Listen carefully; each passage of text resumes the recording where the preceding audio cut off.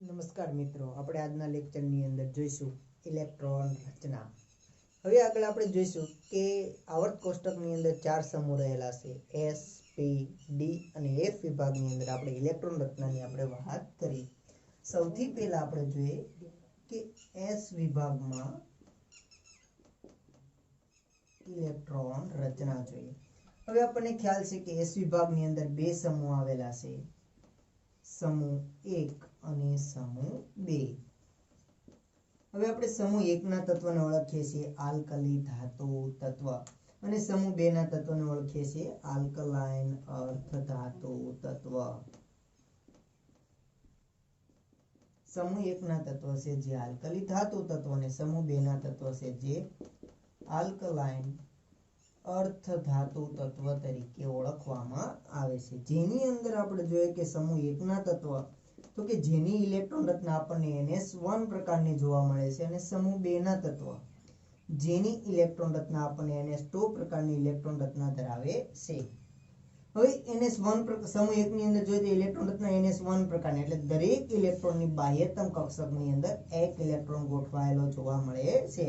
હવે આપણે જોઈએ કે સમૂહ 1 ની અંદર કેટલા તત્વોનો સમાવેશ થાય છે તો કે lithium, sodium, potassium, rubidium, caesium અને ફ્રાન્સિયમ જેવા તત્વોનો સમાવેશ થાય છે. હવે દરેકની ઇલેક્ટ્રોન રચના જોવામાં આવે તો દરેકની ઇલેક્ટ્રોન રચના આપણને જોવા મળે છે લિથિયમનો પરમાણુ ક્રમાંક 3 જેની ઇલેક્ટ્રોન રચના થાય છે હિલિયમ 2H1, સોડિયમ જેનો પરમાણુ ક્રમાંક છે 11 જેની ઇલેક્ટ્રોન રચના છે નિયોન 3s1, પોટેશિયમ જેનો પરમાણુ ક્રમાંક 19 છે જેની ઇલેક્ટ્રોન રચના આર્ગન 4s1, રૂબિડિયમ જેનો પરમાણુ ક્રમાંક 37 છે જેની ઇલેક્ટ્રોન રચના આપણને જોવા મળે ક્રિપ્ટોન 5s1 અને સીઝિયમ જેનો પરમાણુ ક્રમાંક 55 છે જેની ઇલેક્ટ્રોન રચના આપણને જોવા મળે ઝેનોન 54 6s1 પ્રકારની અને ફ્રાન્સિયમ પરમાણુ ક્રમાંક છે 87 ઇલેક્ટ્રોન રચના જોવા મળે છે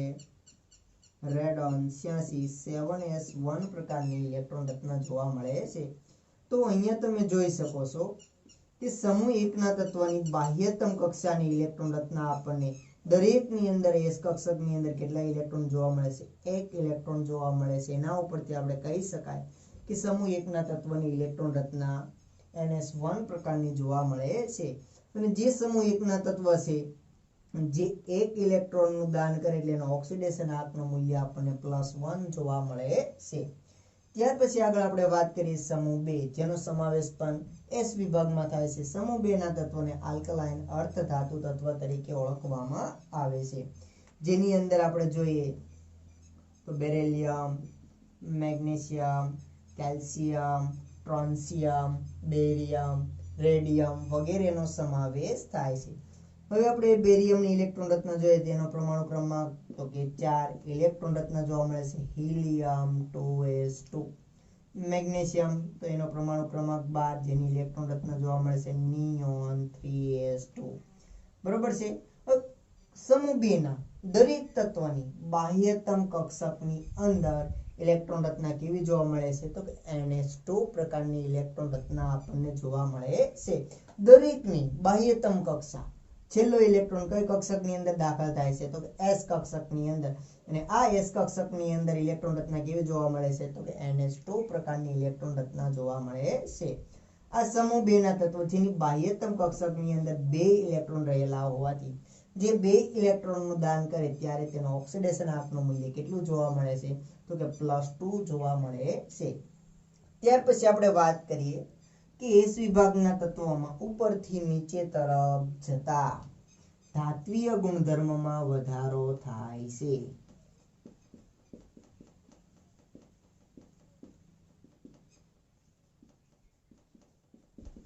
એસ વિભાગની અંદર એટલે સમૂહ 1 અને સમૂહ 2 ના તત્વોમાં ઉપરથી નીચે તરફ, સમૂહ 1 ની અંદર વાત કરીએ તો લિથિયમ થી સીઝિયમ તરફ અને સમૂહ 2 ની અંદર વાત કરીએ બેરિયમ થી રેડિયમ તરફ જતા, એટલે ઉપરથી નીચેની તરફ જતા ધાત્વિય ગુણધર્મની અંદર વધારો થાય છે.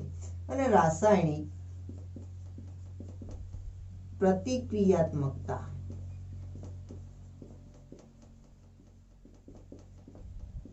ના દરમાં પણ વધારો થાય છે. સમૂહમાં ઉપરથી નીચે તરફ જતા ધાત્વીય ગુણધર્મ અને રાસાયણિક પ્રતિક્રિયાત્મકતા એટલે રાસાયણિક પ્રક્રિયા કરવા માટેના દરની અંદર વધારો થાય છે.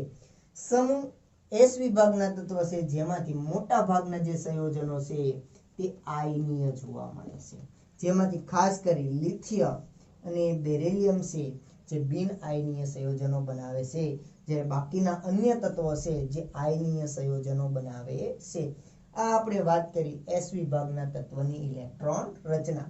હવે આપણે જોઈએ પી વિભાગના તત્વની ઇલેક્ટ્રોન રચના. તો આપણને ખ્યાલ છે કે પી વિભાગની શરૂઆત આવર્ત કોષ્ટકની અંદર ક્યાંથી થાય છે?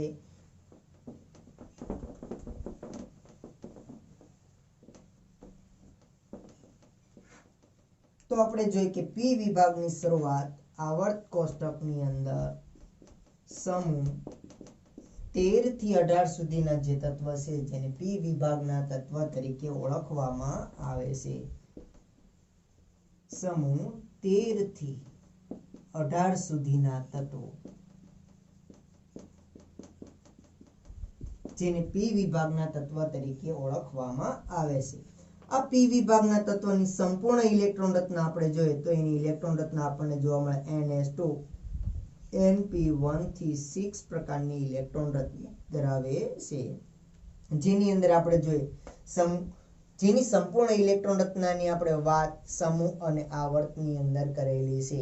આ ફરીવાર આપણે એનું રિપીટેશન કરીએ છીએ.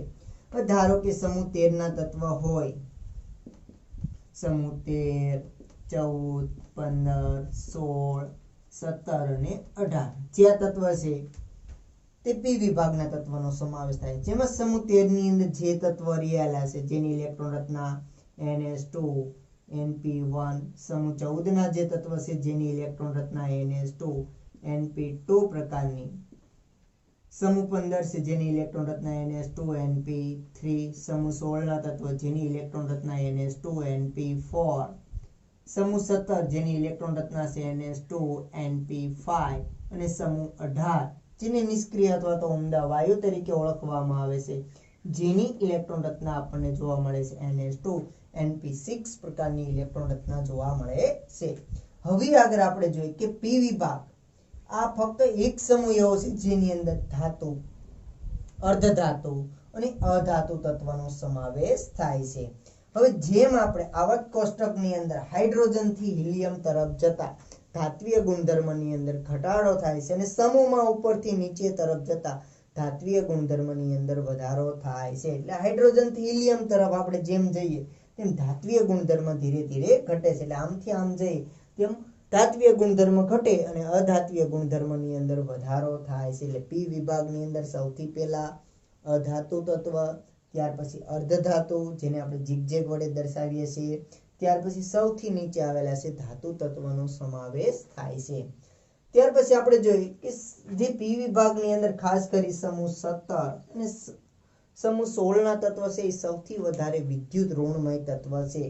સમૂહ 17 ના તત્વ છે જે એક ઇલેક્ટ્રોન સ્વીકારી સમૂહ 18 ના તત્વ જેને આપણે નિષ્ક્રિય અથવા તો ઉમદા વાયુ તરીકે ઓળખીએ છીએ. સમૂહ 17 ના તત્વ જે એક ઇલેક્ટ્રોન સ્વીકારી સમૂહ 18 ના તત્વ નિષ્ક્રિય અથવા તો ઉમદા વાયુ જેવું બંધારણ બનાવે છે. હવે આને ઉમદા વાયુ શા માટે કહેવામાં આવે છે? તો કે તેની બાહ્યતમ કક્ષક છે જે ઇલેક્ટ્રોનથી સંપૂર્ણ ભરાયેલ હોવાને કારણે જે ઇલેક્ટ્રોનનો સ્વીકાર કે ઇલેક્ટ્રોનનું દાન કરી શકતી નથી, એટલા માટે સમૂહ 18 ના તત્વને નિષ્ક્રિય વાયુ તરીકે ઓળખવામાં આવે. સમૂહ 17 ના તત્વ જે એક ઇલેક્ટ્રોન સ્વીકારી અને નિષ્ક્રિય વાયુ જેવું બંધારણ બનાવે છે, જેને સમૂહ 17 ના તત્વ છે જેને આપણે હેલોજન સમૂહના તત્વ તરીકે ઓળખીએ છીએ, અને સમૂહ 16 ના તત્વ છે જેને આપણે ચાલ્કોજન સમૂહના તત્વ તરીકે ઓળખીએ છીએ. આ સમૂહ 16 ના તત્વ છે જે બે ઇલેક્ટ્રોનનો સ્વીકાર કરી સમૂહ 18 ના તત્વ જેવું નિષ્ક્રિય તત્વ જેવું બંધારણ બનાવે છે. તો આવર્ત કોષ્ટકની અંદર સમૂહ 16 અને સમૂહ 17 ના તત્વ છે જે સૌથી વધારે વિદ્યુત ઋણમય તત્વ તરીકે વર્તે છે, અને સૌથી વધારે વિદ્યુત ઋણમયતાની આપણે વાત કરીએ તો સમૂહ 17 ના તત્વને એની અંદર પણ સૌથી વધારે વિદ્યુત ઋણમય તત્વ હોય તો તે તત્વ છે ફ્લોરિન. આવર્ત કોષ્ટકની અંદર સૌથી વધારે વિદ્યુત ઋણમય તત્વ હોય તો તે તત્વ આપણને જોવા મળે છે ફ્લોરિન. કમ્પ્લીટ. આ આપણે વાત કરી પી વિભાગના તત્વની ઇલેક્ટ્રોન રચના. ત્યાર પછી આગળ આપણે વાત કરીએ ડી વિભાગના તત્વની ઇલેક્ટ્રોન રચના.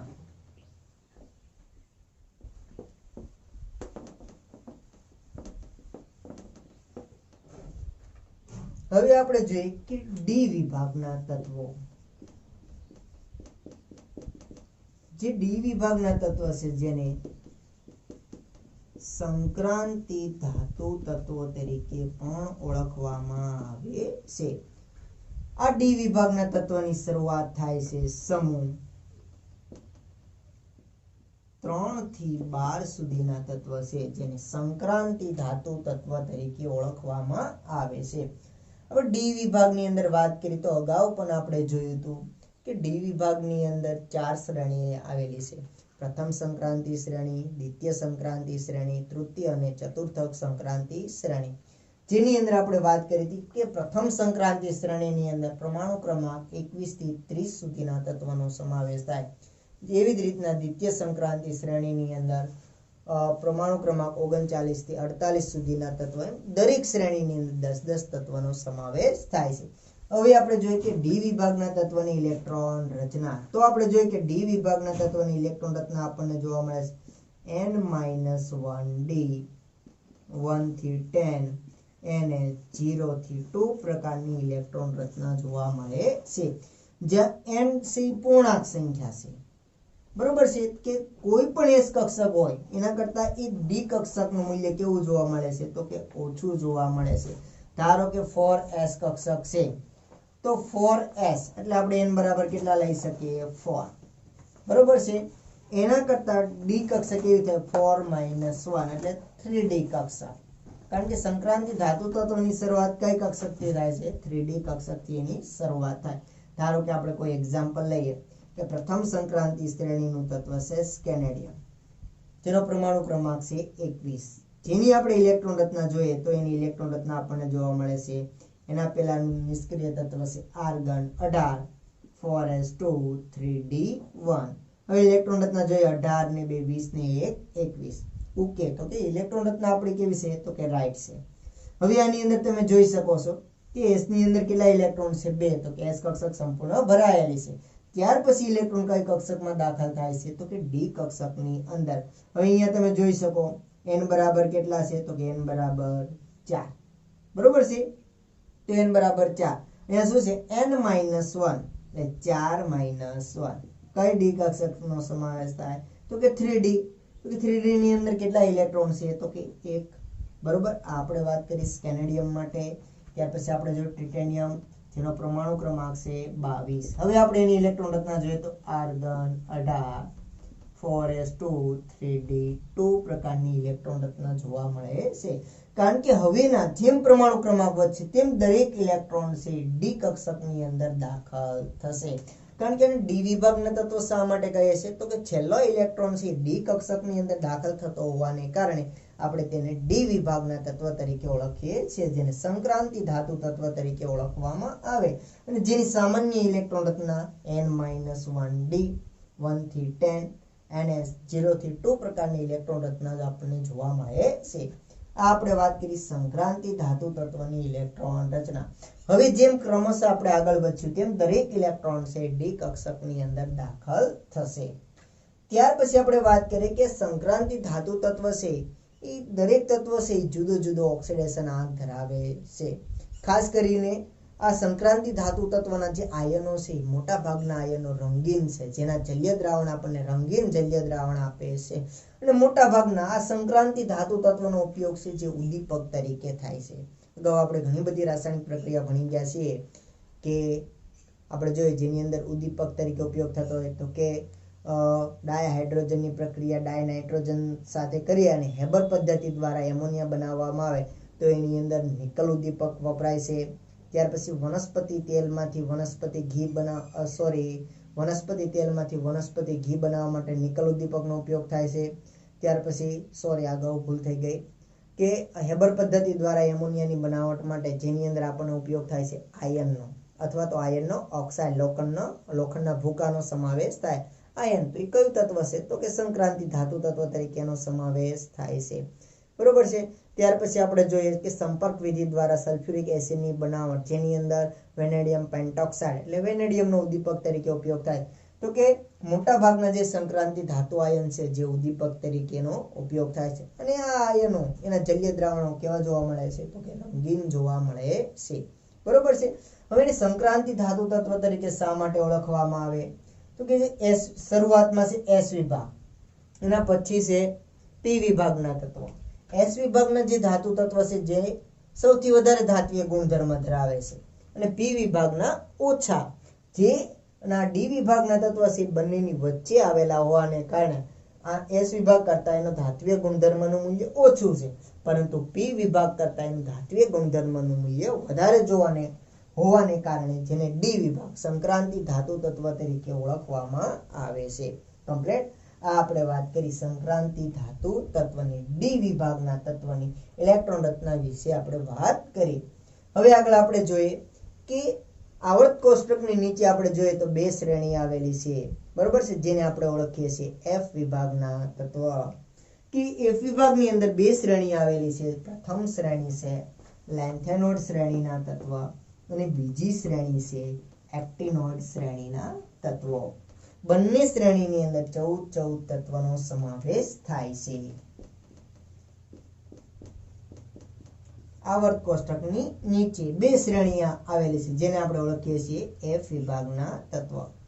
આ એફ વિભાગના તત્વને આંતર સંક્રાંતિ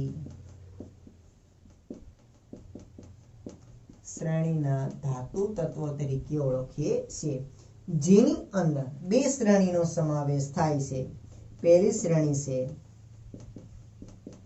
લેન્થેનોઇડ શ્રેણીના તત્વો અને બીજી શ્રેણીની અંદર સમાવેશ થાય છે એક્ટિનોઇડ શ્રેણીના તત્વનો સમાવેશ થાય છે. જેની અંદર આપણે વાત કરીએ કે એફ વિભાગના તત્વની ઇલેક્ટ્રોન રચના આપણને શું જોવા મળે છે? n-2f1 થી 14, બરોબર. એફ કક્ષકની અંદર 1 થી શરૂઆત થઈ અને 14 સુધીના ઇલેક્ટ્રોન સમાય છે. ત્યાર પછી n-1d 0 થી 1 ns2 પ્રકારની ઇલેક્ટ્રોન રચના જોવા મળે છે. કે એફ વિભાગના તત્વની ઇલેક્ટ્રોન રચના n-2f n-1d ns. હવે ધારો કે અહીંયા આપણે 6s કક્ષક છે માની લઈએ. n બરાબર કેટલી છે? n બરાબર 6s. બરોબર છે. તો આપણે જો કે n બરાબર કેટલા છે? 6. 6 - 2 એટલે કઈ કક્ષકનો સમાવેશ થાય? 4f. બરોબર. 6 - 1 એટલે કઈ કક્ષકનો સમાવેશ થાય? 5d. આ છે શરૂઆતની ઇલેક્ટ્રોન રચના. કારણ કે એફ વિભાગની અંદર ઇલેક્ટ્રોન કઈ કક્ષકમાંથી દાખલ થાય? 4s કક્ષકમાંથી દાખલ થાય. આપણે લેન્થેનોઇડ શ્રેણીના તત્વોની ઇલેક્ટ્રોન રચનાની વાત કરીએ તો એની અંદર જે ઇલેક્ટ્રોન છે કઈ કક્ષકમાં દાખલ થાય છે? 4f કક્ષકની અંદર. શા માટે આને એફ વિભાગના તત્વ તરીકે ઓળખવામાં આવે છે? તો કે એની અંદર છેલ્લો ઇલેક્ટ્રોન છે જે એફ કક્ષકની અંદર દાખલ થતો હોવાને કારણે જેને એફ વિભાગના તત્વ તરીકે ઓળખવામાં આવે છે. હવે આપણે જોઈએ કે લેન્થેનોઇડ શ્રેણીની અંદર પરમાણુ ક્રમાંક 58 એટલે 58 નંબરનું તત્વ છે સીરિયમ થી લ્યુટેશિયમ સુધીના તત્વનો સમાવેશ થાય છે. સીરિયમનો પરમાણુ ક્રમાંક 58 અને લ્યુટેશિયમનો પરમાણુ ક્રમાંક જોવા મળે છે 71.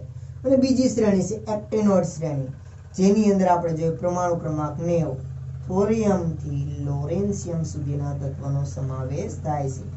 90 થી 103 સુધીના તત્વનો સમાવેશ થાય છે. હવે આપણે જોઈએ કે જે એક્ટિનોઇડ શ્રેણીના તત્વ છે મોટા ભાગના તત્વ છે રેડિયો એક્ટિવ તત્વ છે. હવે તમને એમ થાય રેડિયો એક્ટિવ તત્વ એટલે જે પોતાના જીવનકાળ દરમિયાન વિકિરણનું શું કરતા હોય છે? ઉત્સર્જન કરતા હોય. તો તેવા તત્વોને રેડિયો એક્ટિવ તત્વ તરીકે ઓળખવામાં આવે છે. અને જે રેડિયો એક્ટિવ તત્વ છે જે આપણને ખૂબ જ ઓછા પ્રમાણમાં રેર પ્રમાણમાં મળી આવે છે. અને જે યુરેનિયમ પછીના તત્વ છે જેને અણુ યુરેનિયમ તત્વ તરીકે ઓળખવામાં આવે છે. હવે આનો અર્ધાયુષ્ય સમય ખૂબ જ નીચો હોવાને કારણે એના વિશે વધારે આપણને કોઈ માહિતી ઉપલબ્ધ થતી નથી, અને જે આપણને ખૂબ રેર પ્રમાણ એટલે મિલીગ્રામ કે એના કરતાં પણ ઓછા પ્રમાણની અંદર આપણને પ્રાપ્ત થાય છે, તો એના વિશે આપણે વધારે કોઈ લાંબી માહિતી મેળવી શકતા નથી. તો આપણે આજના લેક્ચરની અંદર મિત્રો વાત કરી કે આવર્ત કોષ્ટકની અંદર જોવા મળતા એસ, પી, ડી અને એફ વિભાગની અંદર ઇલેક્ટ્રોન રચનાની આપણે વાત